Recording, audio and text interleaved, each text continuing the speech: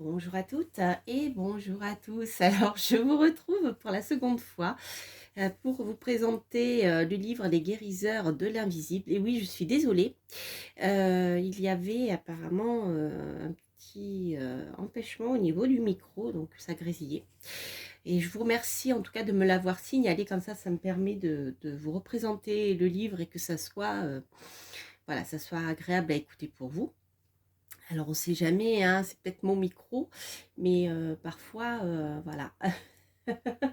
Quand je vous aurai présenté le livre, vous comprendrez pourquoi je dis ça. Pour ceux qui ne connaissent pas bien ce monde-là, il peut aussi s'agir de, eh bien, de petits passages farceurs ou, comment dire, l'intervention de nos anges gardiens pour dire mais non, attention, tu ne devrais pas dire ça, hein, surtout en ce moment, vu que nous sommes pas mal censurés. Heu, c'est possible aussi. Bref, donc je vais vous représenter, le livre d'Elisabeth Corrévon que j'ai beaucoup aimé, qui s'appelle Les guérisseurs de l'invisible, entité aberrante passeur d'âme, aux éditions Exergue. Voilà. Alors, c'est un livre, hein, qui est très intéressant déjà d'une part parce que donc vous avez bien compris, il vous parle de l'invisible. Donc, l'auteure Elisabeth Corrévon nous explique ce que c'est de manière assez pertinente, je trouve, et puis assez accessible pour tout le monde. Puisqu'en fait, nous vivons entourés d'énergie, de choses que nous ne voyons pas forcément avec nos yeux, que nous entendons pas avec nos oreilles, sauf pour ceux qui ont développé, je dirais naturellement ou par travail, ces sens-là. Juste pour rappel, je pense à la vision du poisson rouge, et la vision de la mouche qui est kaléidoscopique, et le poisson rouge qui est un peu déformé, un fisheye. Vous voyez le filtre sur Photoshop, ça rend un peu l'idée de la vision de poisson rouge. Donc la réalité, on l'aperçoit à travers nos sens, qui nous sommes, etc. Mais la réalité est beaucoup plus vaste que cela. Et donc ici, l'auteur va nous parler bien, de tout ce qui est impalpable, qu'on ne voit pas. Donc l'idée d'écrire ce livre, c'est aussi pour elle de bousculer les idées reçues, comme elle l'écrit, parce que cela fait peur, par méconnaissance, ou même parfois on peut se faire, je dirais, moi je vois bien dans ma vie, hein, dès qu'on commence à parler de ces sujets-là, soit les personnes ont peur, soit ils nous prennent pour des fous. Voilà, et c'est aussi un peu lié à l'ignorance collective. Donc d'ailleurs, si ça vous intéresse, je vous invite à lire des livres d'Alison Dubois, qui est médium et qui vous parle aussi de tout ça pour, voilà, pour dédramatiser les choses, notamment par rapport aux enfants. Si vous avez des enfants qui ont des capacités assez marquées et que voilà, vous ne savez pas trop comment l'aborder, c'est un livre qui peut vous permettre de comprendre ce qui se passe au-delà de ce qu'on peut percevoir par nos 5 sens habituels. Donc c'est vraiment un livre, je trouve, qui aussi est intéressant pour soi, pour mieux comprendre son environnement, mais aussi pour pouvoir, comment dire, aborder ce sujet-là avec des enfants qui vivent ces choses-là. Et si vous ne les vivez pas, ben, vous pouvez vous trouver désemparé. Voilà, parce que rien de pire pour un enfant de ne pas être cru, de ne pas être pris au sérieux, et de dire mais non, tu inventes, tu rêves, vous voyez, les amis imaginaires, etc. Vous voyez, voilà, je trouve que il est aussi utile pour ça. Voilà, ça me passe par la tête maintenant, donc je vous le dis. Donc c'est un travail qui va bien sûr aussi présenter son travail à elle de passeur d'âme, hein. Et c'est un livre qui se veut pratique. Donc elle va vous donner des pistes de travail pour pouvoir avancer sur ce chemin-là. Ça ne veut pas dire, si vous ne voulez pas être passeur d'âme, vous y trouverez aussi, hein. Ce n'est pas un livre pour apprendre à être passeur d'âme, hein. Simplement pour vous connecter et pour comprendre ce qui se passe autour de vous. Alors, c'est un livre qui est écrit en 3 volets. Donc je ne sais pas si vous le voyez bien, je pense que oui. Le soleil est sorti. Vous voyez, il y a voilà, de couleurs ici. Donc ça, ce sont les volets. Donc si vous voulez, vous avez 3 volets. Un premier volet qui va vous parler de l'univers subtil, hein, ce que c'est. Donc avec une approche quantique, holistique, etc. Ce volet-là va aborder la dimension spirituelle, notamment les différentes approches de la réincarnation à travers les civilisations. Ça, c'est quelque chose que j'aime beaucoup parce que voilà, quand il y a quelque chose qui revient comme ça et qui est resté écrit et transmis euh, partout dans le monde, ça peut, comment dire, faire réfléchir, parce que ce n'est pas parce qu'il n'y a pas d'écrit, on n'a pas trouvé d'écrit, parce qu'ils ont été détruits certainement aussi par les puissances de contrôle en l'État, hein, je pense à l'Inquisition, etc., par exemple, où il y a eu beaucoup d'autodafé aussi. C'est pas parce qu'on n'a pas trouvé de traces écrites ou parce qu'on l'a perdu que ce n'est pas vrai, que ça n'existe pas. Vous voyez, donc je trouve ça intéressant aussi de remettre finalement certaines questions euh, en évidence, hein, simplement pour réfléchir et se poser des questions. C'est à partir du moment où on se pose des questions et qu'on cherche qu'on va trouver, on va voir combien la réalité est beaucoup plus large que ce qu'elle paraît être et que ce qu'on peut bien vouloir nous dire ou nous faire croire. D'accord ? Donc ça, c'est intéressant. Je trouve que c'est vraiment un livre qui pousse à réfléchir et qui donne voilà, des pistes aussi, hein. Alors, bien sûr, elle va aborder la notion d'énergie vitale, parce que nous sommes ce que nous vibrons. Donc, par exemple, si je prends page ici. Ah oui, vous avez les chakras, mais ça, on y reviendra par la suite. Il est très bien fait, je trouve. Voilà.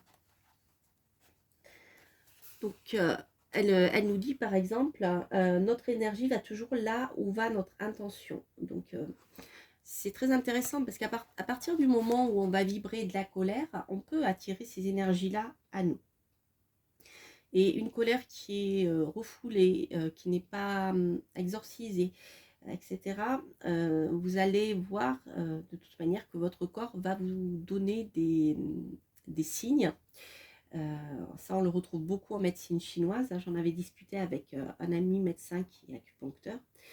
Voilà, lorsque par exemple, eh bien, vous vous réveillez la nuit entre 2-3 heures du matin, eh bien, ça va être plutôt la région du foie qui va être touchée, le système digestif, d'accord, qui va être aussi relié, d'après ce que j'ai lu dans le livre, hein, ici, qui va être relié au plexus solaire.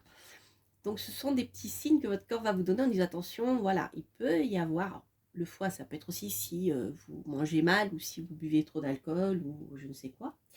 Mais ça peut être voilà, lié à une colère, simplement à la colère qui peut provoquer des blocages à ce niveau-là, au niveau du plexus solaire, le foie. Et donc, vous allez vous réveiller régulièrement. Ça ne veut pas dire une fois de temps en temps, mais vous réveillez tous les jours entre 2-3 heures du matin avec des insomnies, etc. Vous voyez, donc, c'est très intéressant, je trouve. C'est un livre qui est assez complet. Donc bien sûr, elle va vous parler de l'effet domino, hein, sur les chakras. Lorsqu'un chakra est bloqué, eh bien, ça va entraîner une mauvaise circulation énergétique et donc une disharmonie circulatoire. Ce que je vous montrais tout à l'heure, il y a beaucoup de choses qui sont expliquées sur les chakras avec des schémas. Voilà, elle nous parle aussi, vous voyez, vous avez tout ça. Elle parle aussi des corps subtils, le corps physique, le corps éthérique, le corps émotionnel, le corps mental, le corps causal, le corps bouddhique, divin et l'aura. Donc je trouve que c'est très très intéressant, notamment aussi le corps éthérique. Vous pouvez le voir facilement. J'ai un professeur de tarot qui m'avait montré comment le voir. Donc ça c'est bien, on voit s'il y a si le corps éthérique est en bonne santé ou si voilà il y a des trous, si voilà si vous êtes fatigué ou si votre bilan énergétique est bon, vous voyez ce genre de choses.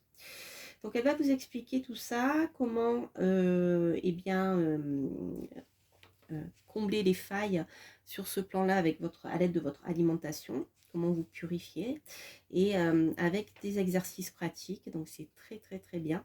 Et ce sont des exercices pratiques justement qui vous permettent de retrouver votre équilibre et éviter de prendre des antidépresseurs chimiques qui sont nocifs, hein.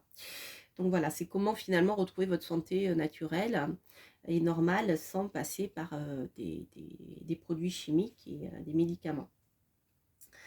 Voilà, donc comment rester en bonne santé et ne pas tomber malade. Alors, après, donc, au niveau du chapitre 4 par rapport à ce volet 1, l'auteur va vous expliquer ce que sont les entités, les âmes errantes, et comment augmenter comment dire, sa fréquence vibratoire.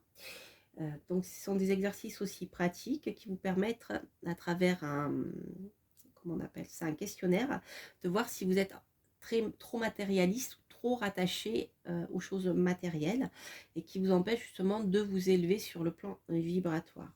Voilà.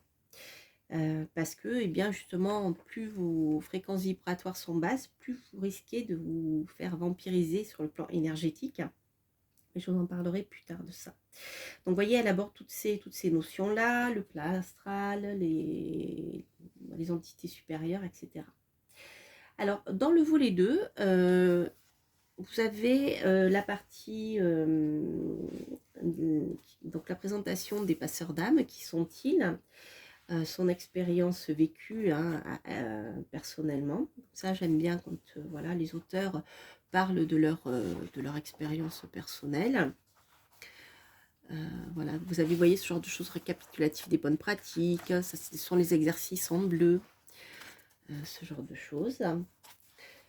Donc c'est un guide qui vous permet de travailler. Voilà, donc maintenant on a toute la partie des expériences vécues. Voilà, expérience vécue de passeuse d'âme. Donc ça c'est très très intéressant. Donc elle va aborder aussi la protection et le rééquilibrage qui est nécessaire lorsque vous faites un travail en lien justement avec toutes ces énergies-là. Donc comment bien s'ancrer, comment bien se protéger, se rééquilibrer, notamment avec les pierres en lithothérapie. Donc voilà, moi j'ai beaucoup aimé, j'adore la lithothérapie depuis toujours en fait, et je trouve ça très intéressant. Donc ensuite, elle va aborder le volet 3 avec ce qu'elle appelle l'armée des ombres, et donc plus particulièrement le bas astral. Donc ça aussi, je trouve ça très très intéressant. Vous voyez là, ici vous avez, je ne sais pas si vous voyez bien, non, on voit, voilà, vous avez ceci, voilà, la Légion des Ténèbres, avec ce qui est le bas astral.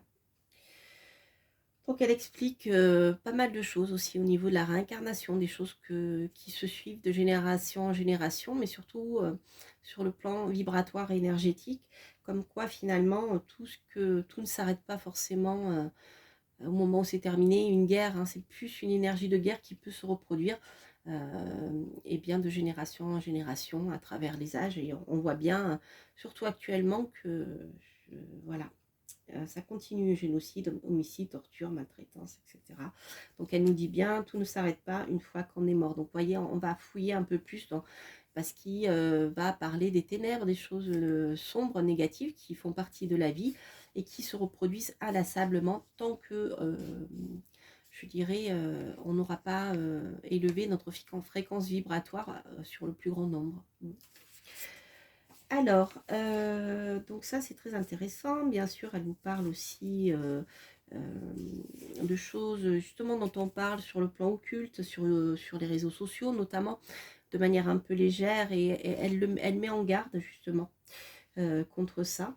Notamment, elle parle dans ce chapitre-là de choses qu'elle a vécues sur le plan occulte, justement, voilà, en faisant une soirée occultisme. Et c'est vrai que moi, c'est quelque chose que j'ai vécu avec une table, et c'est assez flippant pour l'avoir vécu. Et voilà, elle en parle aussi dans son expérience à elle. Et bien sûr, elle va aborder ensuite la partie, tout ce qui est lié eh bien, à l'exorcisme, bien sûr, à la manipulation et à la possession. Alors c'est intéressant parce que si ça vous intéresse, j'en parle souvent quand je fais des vidéos sur l'occulte ou ce genre de choses. C'est un livre que j'ai beaucoup aimé d'Edith Fior, justement, qui est américaine, et qui est psychanalyste, je crois. et qui soigne les personnes, même au-delà de l'hypnose, hein, avec d'autres techniques, et qui a pu bien lever certaines dépendances, et elle nous permet de comprendre certaines choses, notamment liées à la schizophrénie, que les médecins parfois n'arrivent pas à comprendre, mais qui sont plus liées à des possessions en fait. Voilà, donc vous voyez, c'est un livre quand même qui va super loin.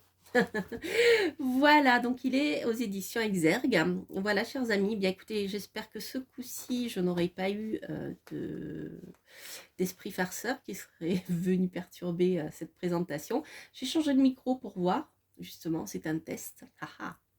C'est un piège à esprit farceur. Voilà, donc je vous embrasse, n'hésitez pas à liker, à vous abonner, j'ai vu que vous avez été nombreux à regarder cette vidéo, donc je suis vraiment désolée, mais voilà, je vous la refais, et voilà, je vous embrasse, donc n'hésitez pas bien sûr à vous abonner si vous passez par là, à liker, à laisser un petit commentaire, je vous embrasse, et je vous dis à très très bientôt pour de prochaines reviews, portez-vous bien, bye bye.